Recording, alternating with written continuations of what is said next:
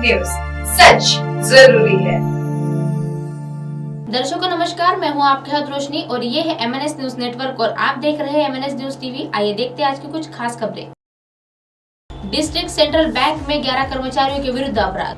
जिला केंद्रीय सरकारी बैंक के 1,87,67,182 रुपए के ऋण के अनियमित एवं अवैध वितरण।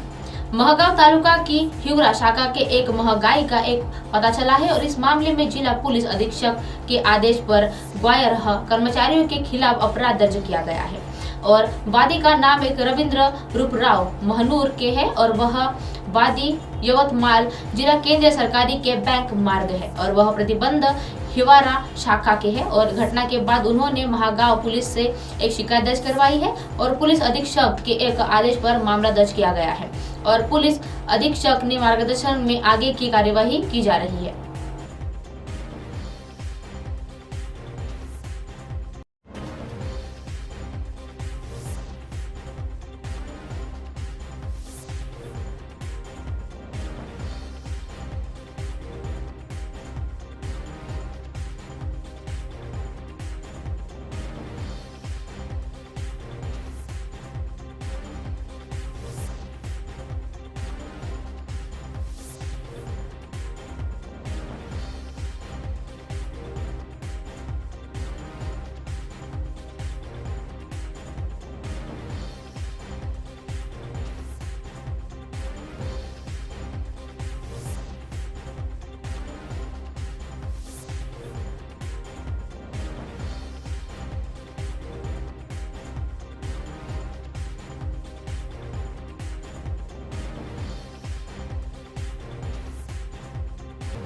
महागांव तालुक्यामध्ये काल कलम 409, 420, 468, 472 आणि 34 भादवी या अंतर्गत गुन्हा दाखल झालेला आहे।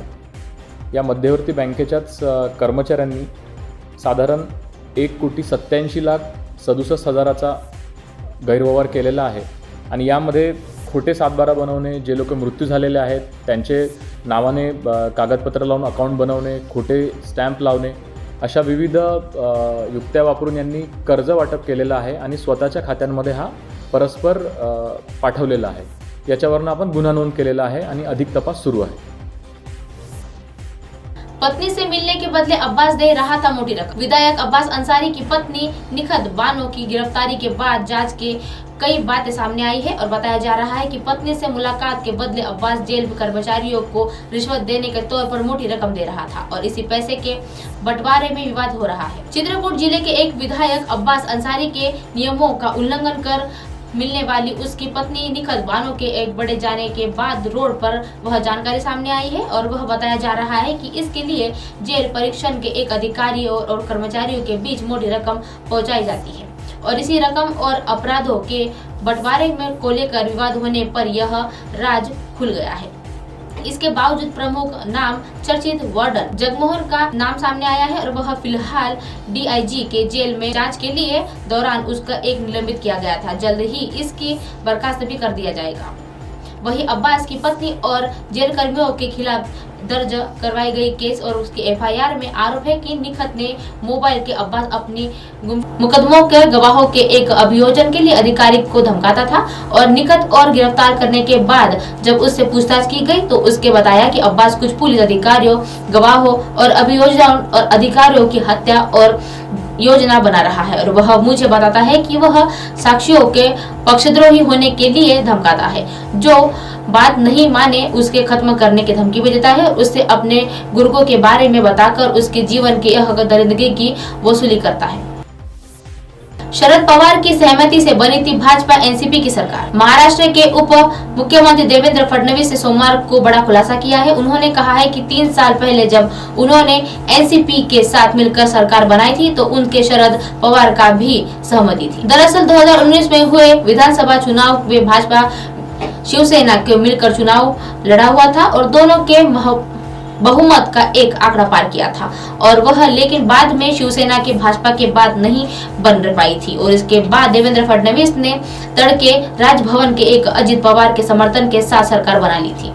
इस बारे में बड़ा खुलासा करते हुए उन्होंने कहा कि वह इस समय एनसीपी सुप्रीम शरद पवार की सहमति के भाजपा एनसीपी सरकार को गठन सिंह कोश्यारी ने भी तड़के मुख्यमंत्री के रूप में देवेंद्र फडणवीस और मुख्यमंत्री के रूप में अजित पवार को एक शपथ दिलाई थी और हालांकि सरकार ने सिर्फ 48 घंटे में ही गिर गई थी। इस कार्यक्रम में उप मुख्यमंत्री देवेंद्र फडणवीस ने कहा है कि मेरे साथ 2 बार विश्वासघात हुआ है और पहला उद्धव ठाकरे ने किया है और उनके साथ ही हमेशा मिलकर चुनाव लड़ा है। चुनाव प्रचार के साथ पीएम नरेंद्र मोदी ने कहा है कि मुख्यमंत्री देवेंद्र फडणवीस होंगे और अब ताली बजा रहे हैं और चुनाव जीतने के सामने आने जब वह उन्होंने संख्या देखी तो वह उन्होंने कहा कि अपना मुख्यमंत्री हो सकता है। उसके बाद ही उन्होंने मेरा फोन तक नहीं उठाया, मुझसे चर्चा तक नहीं की और मुख्यमंत्री पद की कुर्सी उन्हें इतनी प्यारी थी कि वह राष्ट्रवादी कांग्रेस और कांग्रेस के साथ चले गए। दरअसल 24 अक्टूबर 2019 में घोषित हुए महाराष्ट्र विधानसभा चुनाव के नतीजों के सामने भारतीय जनता पार्टी ने 105 सीट पर जीत हासिल की थी और भाजपा के साथ गठबंधन में रही शिवसेना ने 56 सीट पर अवध जीत हासिल की थी और गठबंधन के पास सरकार बनाने के लिए पर्याप्त सीट होने के बावजूद दोनों सहयोगी दलों के बीच मुख्यमंत्री पद को लेकर सहमति नहीं बन पाई थी और शिवसेना के कांग्रेस सारांपा के साथ एक मिलकर सरकार बनाने के लिए बातचीत शुरू कर दी गई। अब आप हमारे चैनल को अपने मोबाइल पर भी देख सकते हैं। मोबाइल ऐप पर देखने के लिए प्ले स्टोर से MNS news TV app download करें। इंस्टा, लिंक, ट्विटर, हाईकुक, फेसबुक और कई सोशल मीडिया के प्लेटफॉर्म पर हमारा चैनल उपलब्ध है। आप इस यूट्यूब पर भी देख सकते हैं। आप हमारे चैनल को लाइव भी देख सकते हैं www.mnsnewstv.com पर। फिलहाल वक्त चला है दर्शकों ब्रेक का। ब्रेक से लौटने के बाद देखिएगा देश और दुनिया की तमाम खबरें। बने रहिए MNS न्यूज पर। नमस्कार।